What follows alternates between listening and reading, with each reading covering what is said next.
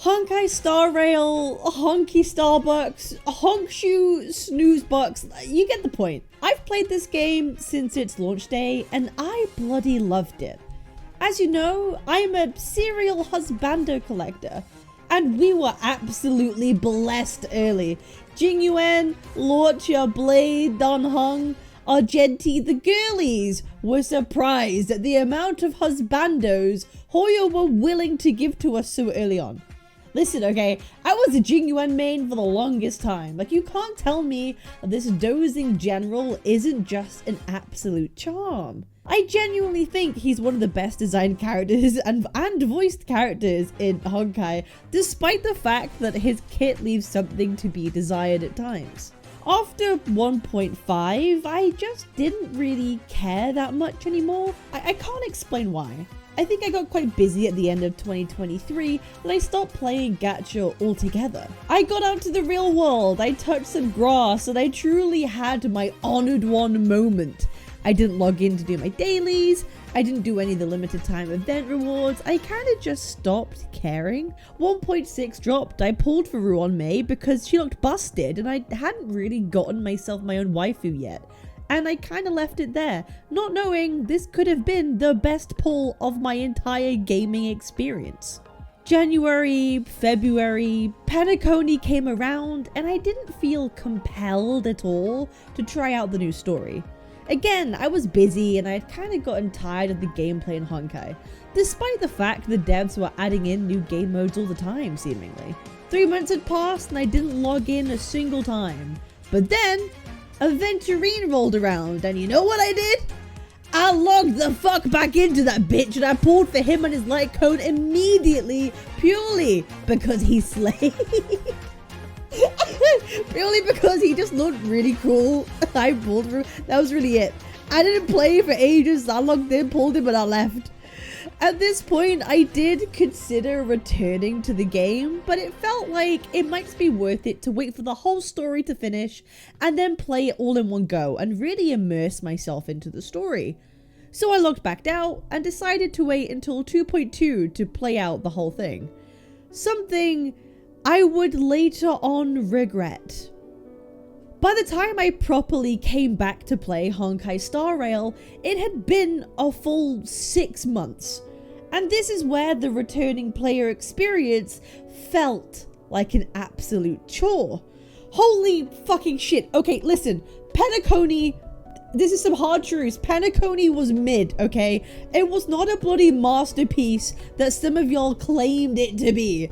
That shit was a fucking slog to get through half the time, filled with characters statically yapping in metaphors that seem clever and deep on the surface, but they really aren't, and not giving the MC of the whole game any kind of character development. And by the time I got to the end of 2.1, it served as a torture chamber for my fucking soul. Like, that shit really did not have to be that fucking long. Oh my god, I lost my mind, okay? I wanted out, and I was really struggling to handle this goddamn game.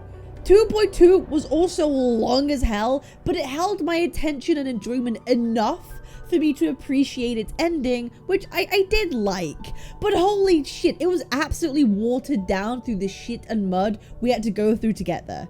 Listen, there are so many games I will gladly spend 20 hours, 30 hours, 50 hours, even 70 hours over the course of 3 days, a couple days, whatever it is, a week, and really enjoy the story and get locked in. Penacony had hints of brilliance, but that brilliance was literally covered in shite for me. And when you play through the whole story back to back like you would a normal fucking game, it was really hard to care and keep going at times. After I'd been through the story, I was at the problem and point with my awful fucking lineup of characters again. I had characters from the 1.0 patches that weren't fully kitted out, invested in, or I had to farm brand new relic sets for them entirely for it to even work. I had to weigh out if it was even worth my time investing in these characters I had previously pulled, because the meta right now is not really a meta. Honkai Star Rail had become a game about synergies and having the best characters to fit into those playstyles. Dot teams, I didn't have Kafka, and I wasn't around for the Black Swan banner anyway.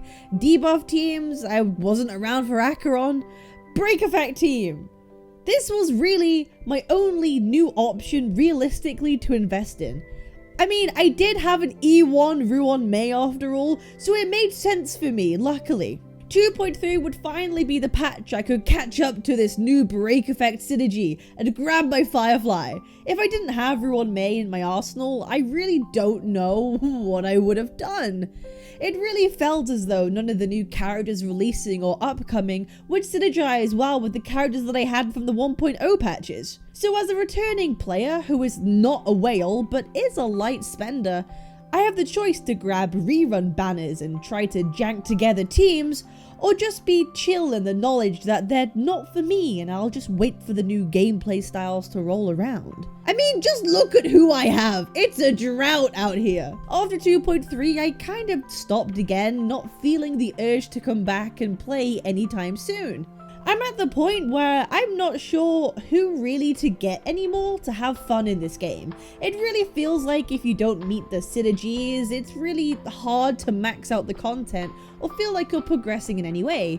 And you can argue that's exactly how it should be. You get rewarded for playing every day, saving up for the gems, and investing into the characters that give you the best shot at making your ideal teams work in that current period. But I still can't help that it feels a little bit shitty to have invested a lot of time at the beginning, only for it to not matter at all right now, especially when the new characters that are releasing really aren't too meaningful with my current roster. But that's gacha, baby. I might not be able to max out MOC, but really, what am I missing out on? A couple of gems? I'll still be able to progress decently well, but my completionist brain doesn't like that I can't fully max it yet.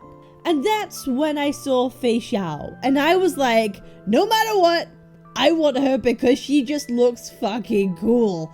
But you know what else who looks cool? Mose. I don't care that he's a 4-star. He's on the squad immediately. I mean, just look at him, okay? Actually, if you want Fei Xiao to be cool, you gotta have like a full team of 5 stars that I don't fucking have for her to really pop the fuck off. Again, I don't have them. So it's again, we're at the problem. Here's my declaration, okay? I will get Fei Xiao. I will also get Robin. And in the second phase of the patch, I will get Topaz.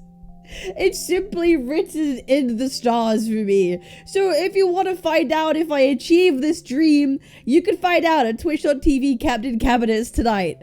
See y'all losers there.